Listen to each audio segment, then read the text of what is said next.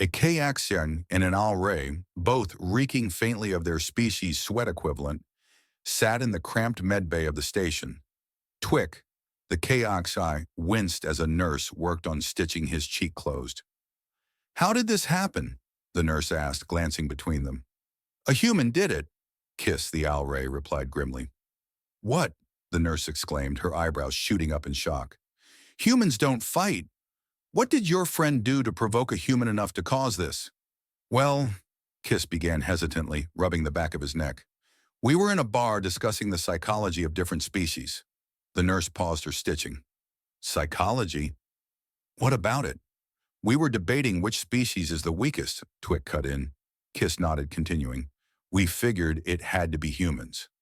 It's been 3 centuries since they joined the galactic community, and they haven't fought a single war. Sure, most species don't start wars immediately after joining, but almost all at least defend themselves when attacked. Humans, though, the most violent thing they do is their combat sports. I've never even heard of a human fighting," Twick added, his tone dismissive. He leaned back, his gaze drifting over the room until it landed on a figure at the bar, a human sitting alone nursing a drink. Twick's mandibles twitched. "Let's test that.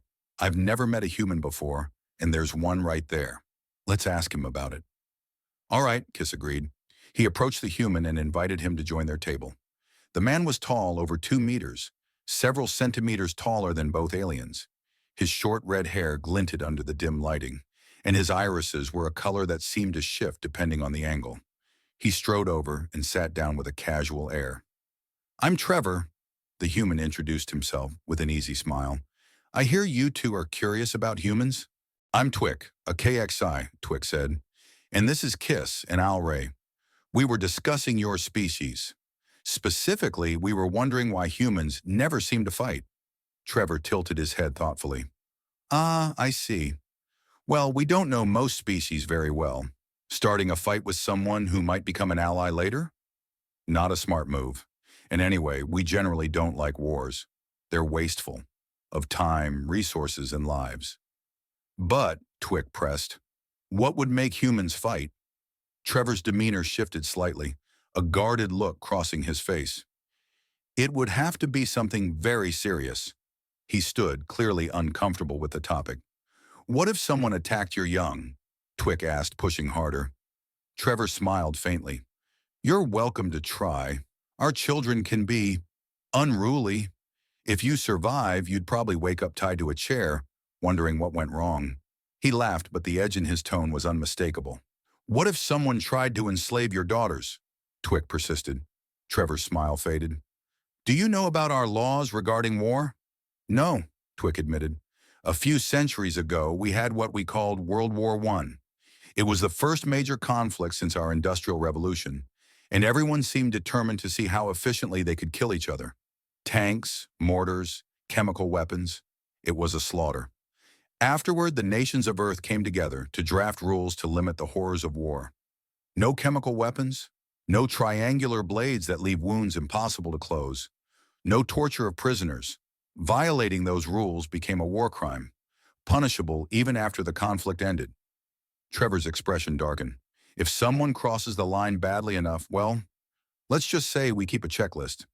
His grin was sharp, almost feral. Twick and Kiss exchanged uneasy glances. The conversation eventually shifted to other topics, and as the drinks flowed, the aliens forgot how much they'd underestimated their human companion.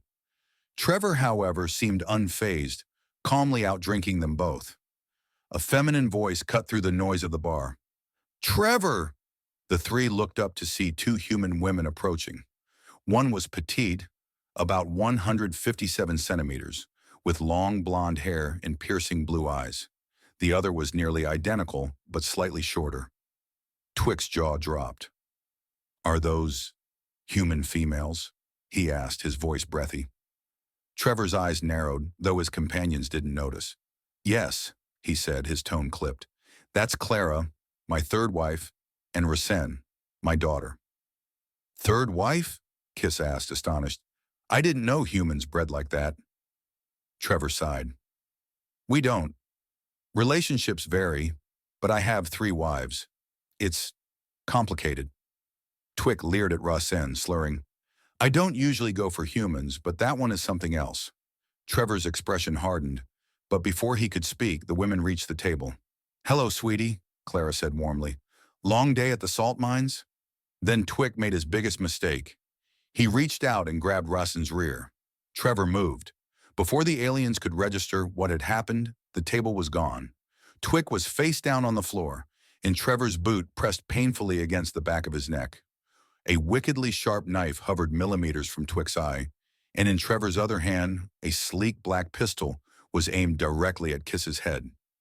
Kiss froze, staring down the barrel. Out of the corner of his eye, he saw Clara and Russin with weapons of their own, aimed with steady precision. Trevor's voice was quiet and cold, like a blade of ice. So you wanted to find out what humans will fight for? Congratulations, you found the hard way. He pressed the knife lightly against Twick's cheek, slicing it open with surgical precision. Blue blood pooled on the floor. Trevor stood, his weapons vanishing as quickly as they had appeared. Consider this your one warning, he said, walking away with his family as if nothing had happened. Kiss swore softly, staring at the aftermath. And that, Kiss finished recounting to the nurse, is how we ended up here. The nurse tied off the final stitch on Twick's cheek. Well, no wonder. You provoked him. That's the terrifying part, Twick muttered, touching the fresh stitches. He wasn't angry. He was in complete control the entire time. He just decided we were a threat to his brood and made an example out of us. He shuddered. What happens when a human actually loses control? As they left the med bay, a courier approached them. Are you Twick? She asked. Yes, he replied warily. She handed him a small envelope. Sign here. Twick thumbed the datapad, took the envelope, and opened it. Inside was a note in a cloth. Kiss frowned. What is it?